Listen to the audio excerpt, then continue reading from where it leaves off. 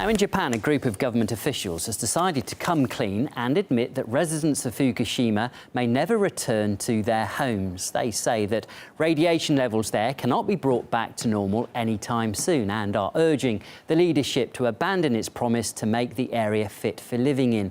But only a handful of those residents actually want to go back, more than 2 years after an tsunami crippled the Daiichi nuclear power plant. And here's one of the main reasons for that. Ideally, the radiation level should be just 1 millisievert per year. Since this is an unreachable target for Japan, the government reportedly hopes to ensure people aren't exposed to doses of more than 20 times that. However, in some of the worst affected areas, Geiger counters show measurements of around 50 times the recommended level, and that's halfway to cancer-causing levels.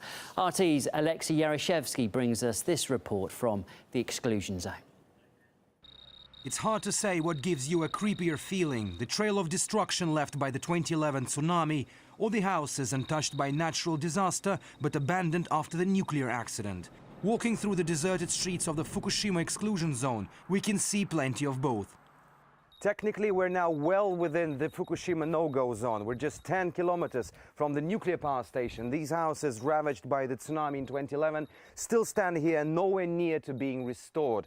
You'll be surprised to learn that radiation levels here are in fact lower than in some of the European cities. And this prompted the decision by the Japanese government to allow the people to return to their homes.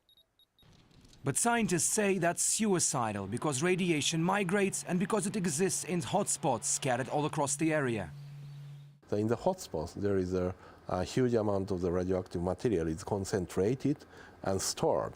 It is almost impossible to find out all the hotspots to shut down or remove all the radioactive contaminated material from their houses. We actually stumbled upon this process. Radiated material from personal belongings to contaminated soil is put in plastic bags and buried. The radiation meter went berserk even from a considerable distance. Imagine our surprise when we found similar levels in an area which had never been included in the no-go zone.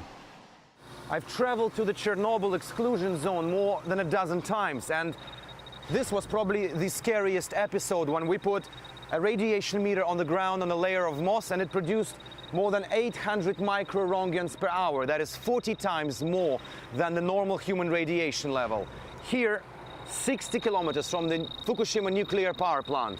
The readings are certainly less than that. This is close to the average level of the ghost town of Pripyat in the Chernobyl zone. Only with one exception. The place where I'm at right now, more than 10,000 people are currently living. Mrs. Morizono is one of them. She bought a radiation meter and now patrols the area looking for hotspots.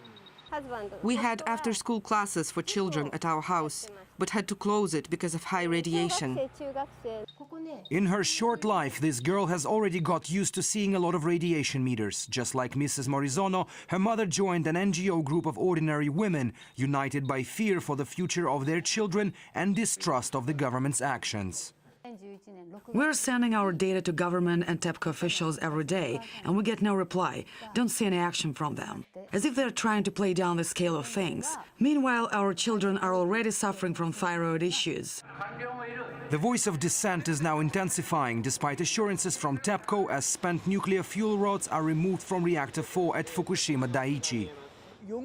We have it under control. It's a challenging process, but we have the equipment to perform it. Anti-nuclear protesters in Tokyo say no one should be allowed back into the Fukushima area until it's completely safe, which in truth may not happen for centuries. Their picket has just surpassed 800 days, and they will stay longer, they say, to force their government into rethinking its nuclear policies. Alexei Yaroshevsky, RT, reporting from Japan.